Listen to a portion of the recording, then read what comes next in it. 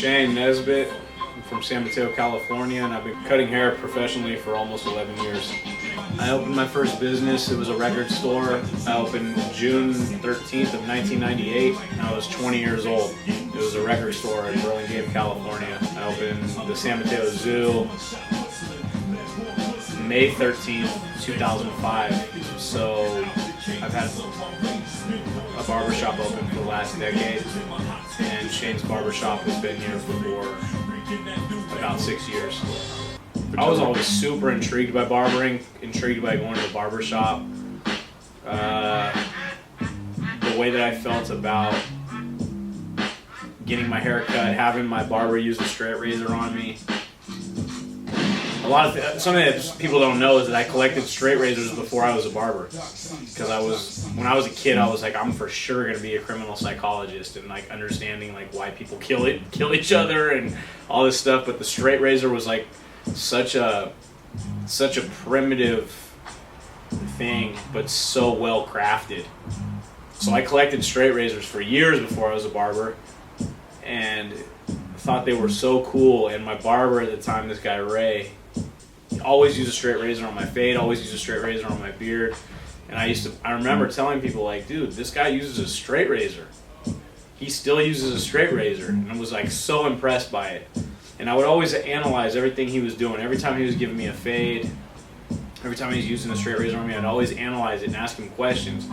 And I think at the time he probably thought I was like a smart ass, you know what I mean? Like, why is this kid asking me so many fucking questions in regards to barbering? Is he being a smart ass, or is he being, is he being that client? But I was genuinely intrigued by how he was doing things, and he would eventually, that kind of like his like kind of wonder for me asking questions was turned into him saying, Shane, I think you would be a really good barber. And at the time I had a hip hop record store, so I was like, what are you talking about? What are you talking about? And I was being persuaded by other people to like think about my future in regards to making more money. And I went to real estate school, and that was just a waste of time. He would just constantly tell me, I think you'd be a good barber, I think you'd be a good barber. And then one day, fast forward, I ended up closing the record store because the rent was becoming out of hand. And financially, I wasn't going to be able to, like, if I ever wanted to grow financially, it was like I could kind of foresee things going bad. So I had to worry about myself, and I woke up one day and was like, I want to be a barber. Next to like blacksmithing or welding or carpentry, one of the trades that's been around since the Bible, since the storybook, is carpentry and barbering. There's nothing has had more longevity than barbering. And I was like, man, hair never stops growing. People that don't have jobs need to look good to get a job. People that have jobs need to look good to have a job, and so on and so forth. So I woke up and was like, I want to go to barber school. So I called Ray and I said, Ray, how could I become a barber? He's like, you got to go to San Francisco Barber College. And that's where he went. He was straight from Jordan. He came here from the Middle East in the 60s, I think. I called 411. They ended up misdirecting me to 3rd Street, to Bayview Barber College. The rest is history. The rest is history. I called. I said, how do I get in? I went for an interview or whatever, quote unquote interview, and started on Tuesday morning. And in the meantime, I had closed the record store and I was selling records only on the internet. So I was doing everything out of my house, kind of at my own leisure. And it seemed all messed up at the time, but now it makes perfect sense. Like, as cliche as it sounds, everything happens for a reason. And that was nearly 12 years ago. And that's it. I used to love seeing people with like super crisp line, like seeing a super crisp lineup. Coming from the lineage that I come from, skateboarding, graffiti, hip hop, punk rock, and understanding kind of where barbering fit in. To me, I was the young kid that was like super impressed by people with a crisp line. I was like, damn, that shit is crazy. How the fuck did they do that? Pardon my language, but how did they get the line so clean? You know? And when I was in barber school, I didn't even trip off fades or anything. I tripped more off the lineups. The guys that could figure out how to do lineups. Carlo Contreras, he works at the zoo. Jeremy, we called him Biscuit when he was in barber school. Paul Similton. Nick, we called him Nick the Quick. He cuts in the Fillmore now. I haven't seen Nick in years, but these guys were all guys that I was watching like, holy shit, how the fuck did they do that? Like, more tripping off the lineups. Like, now I understand blending and techniques to get a proper fade or a proper taper or something, but I was always blown away by how these guys could get lines so crisp and so clean, which would make any haircut look tight, you know? And I'm glad I chose this trade. The advice I'd give to young barbers coming up, fresh out of barber school or into their first shop or anything like that, is, man, just do you. Don't pay any mind to what other people are doing. Pay mind to your client and pay mind to yourself. Respect yourself and respect your client well enough to keep proceeding. Like, paying attention to what everybody else is doing is automatically going to influence you to do kind of what they're doing. And what's going on the internet right now, or what's going on fucking Instagram or Facebook or whatever these other social media websites are, is only a tiny bit of it. The majority of it is smoke and mirrors. A lot of these guys are portraying something that they're not. The most relative thing to every successful barber is having a full appointment book. The local clientele, the guys that have been with me since day one, are the guys that keep perpetuating me to want to be better. Just stay humble, stay focused, and stay driven. And don't pay attention to what other people are doing. I mean, you can pay attention to draw some sort of inspiration from it, but worry about yourself.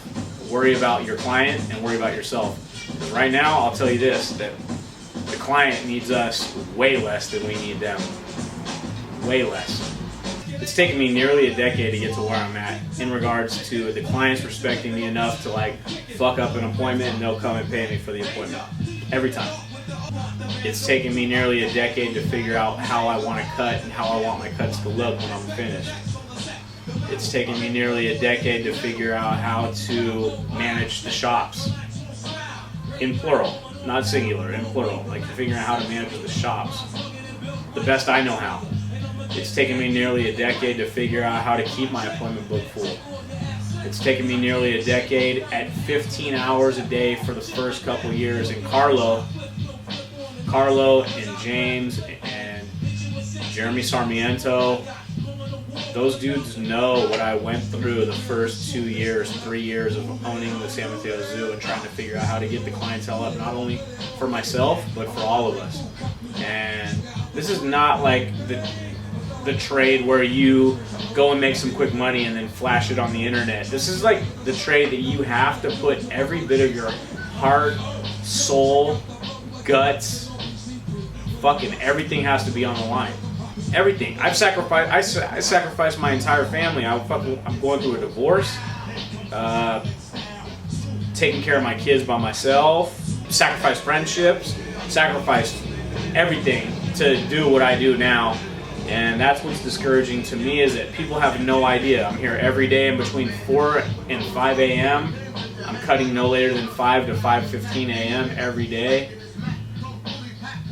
And it's taken me a decade to get to where I want to be. And I'm not even necessarily exactly where I want to be yet, but I feel like I have the position now, from the hours I've worked, from the weeks I've put in, from the months I've put in, from the clientele that I've touched, the places that I've traveled, to finally get to a point where I can teach and tell people what it really takes to do this. I'm grateful to be where I am now. Like, there's never a day where I'm sitting by the window scratching my head like, damn, why is there no one coming to get cut by me? There's never a day where my phone's not ringing off the hook. At times that drives me crazy, but it's like the most gratifying thing also, because you think about what you did to get there. You know what I'm saying? Like, and a lot of people don't even have any idea. They just think, oh, Shane's just fucking going to fucking England or going to Canada or going to Mexico and teaching and doing all this stuff, and he's balling out of control, but they have no idea the amount of work that I've had to put into getting there. This isn't about Instagram, dude. This isn't about Facebook. This isn't about the internet, dude. This is about real shit. And if people want to come and see what it takes to become a quote-unquote successful barber, the only thing successful about me is that I have a full appointment book.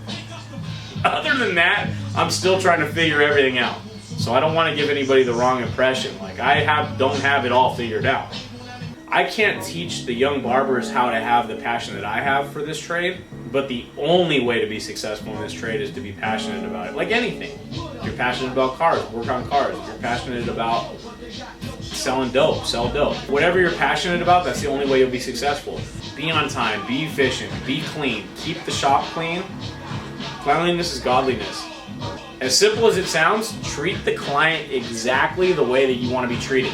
Good or bad. If you think bad is good, then bad is good. But treat the client with as much dignity and as much respect as you possibly can, and I swear to God, everything's gonna be fine. At this point, a clean haircut isn't even relative. You know what I mean? A clean haircut is like the cherry on top. But understanding how to treat the client is almost like more lost than a clean haircut. Because there's guys out there that cut way better than me, but don't have any idea and understanding for like respect or dignity for the trade or any of that. They just put out a clean haircut. But a clean haircut won't keep the client around by itself. There's nothing that could really keep me away from like doing what I do. I think that physically it's kind of ailed me. My back hurts really bad, my right hand hurts really bad, my shoulders hurt really bad. And that's a lot of things that like people don't put into perspective. This job is like super taxing physically. And barbers are working class people. Fucking dude, at one point barbers were like, I'd hate to say it, but we were like lower class almost. Guys go to the barber shop, they talk shit, they get their hair cut, they feel a little bit better about themselves, but barbers were just like garbage men, you know what I'm saying? Like, we're just garbage men. And now garbage men are people want to be garbage men. People want to be barbers. And that is something that we can never lose. Like the kids that make a quick few $100 a day and lose themselves in that. Buy brand new cars, buy flashy shoes and all that shit. But forget the lineage. Forget about where all this shit came from. Especially right now, this barber thing is gonna blow. It's blowing up right now, and then it's gonna get small again. Just like I saw skateboarding go through. You know, get like when I was started skateboarding, there was nobody skateboarding. Like we're like people would ride by, skate or die, bro, and those are the same dipshits that are wearing Vans now. You know what I mean? Like, and it's like anything cool, it'll come and go. It'll come in waves. Hair never stops growing. But the passionate ones are going to be the last ones standing. I want to say thank you to Uppercut Deluxe. I want to say thank you to Cedric Seneca, James Aragon, Carlo, all the guys that work super hard, guys at Hef's Barbershop, Cut Right Barbershop, the guys that came from the zoo, the guys that I looked up to before me, Anton, Marcus Dumlau, to Reggie, anyway, I don't know. I'm forgetting a bunch of people, but I just want to say thank you to the people that stand behind me. Thank you, Uppercut Deluxe. Thank you, AONO, Paul. Thank you.